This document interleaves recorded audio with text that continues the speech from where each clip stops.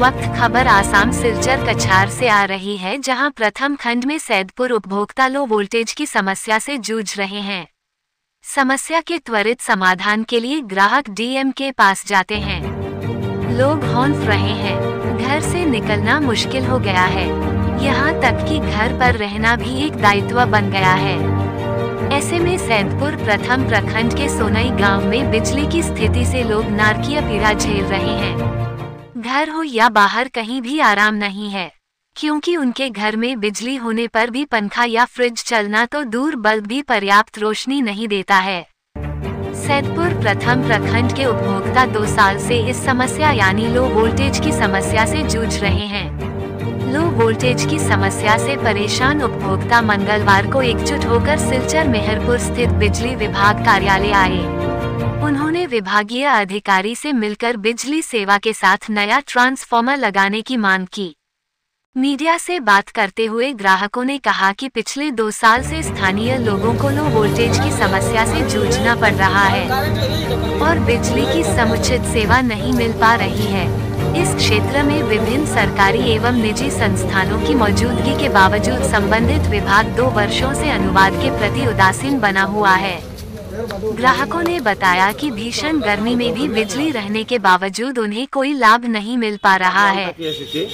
तो আমরা লাস্ট 2 বছর থাকিয়া আমরা সৈয়দপুর পার্ট 1 এখানে কোনো ভোল্টেজ নাই, ঠিক আছে, লাইটও জ্বলেন না, ফ্যানও চলেন না। এই অত গরমের মধ্যে আমার কত কষ্ট করি। আর এখানে একটা নার্সিং ইনস্টিটিউট আছে, গার্লস হোস্টেল আছে, একটা মেন্টাল হোম আছে, একটা ডিএডিকশন সেন্টার আছে, প্লাস লোকাল মানুষের সাফার করি। আর লাস্ট 2 বছর থাকিয়া এখানে লাইন টানা হয়েছে, আমরা দেখছি যে কোঠা গাড়া হয়েছে, কিন্তু কোনো ধরনের ট্রান্সফরমার যান না।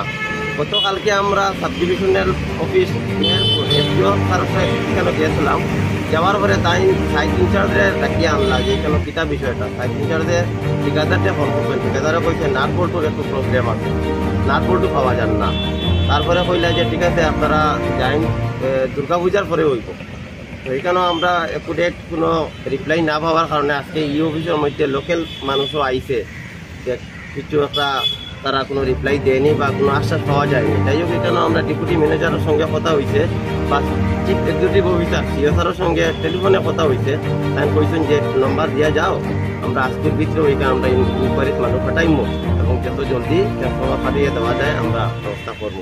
মোটামুটি আমরা একটা আশ্বাস পাইছি, আর আশা করা যায় এটা শর্ট টাইমের ভিতরে হইব। যদি আপনাদের এই কাজটা না হয় তাহলে আগামী দিনে কি করবা? যদি আমরা 1-2 দিন অপেক্ষা করি, যদি না হয় আবার এই অফিসে আইম, এখানে না হইলে তারপরে আমরা ডিসি অফিসে যাইম, আমরা রাস্তাতে যাই, এখানে বইম, রাস্তা ঘেরাও করবো। আমরা আরও গণতান্ত্রিকভাবে যেটুকু আন্দোলন করা লাগে আমরা করবো।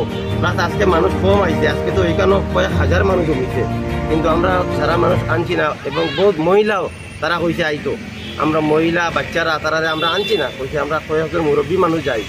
আমরা গিয়া যদি না হয় তে আমরা 1 সপ্তাহের ভিতরে আবার মহিলা এবং কয়েক হাজার মানুষ আইয়া এখানে আমরা রাস্তা করবো। এবং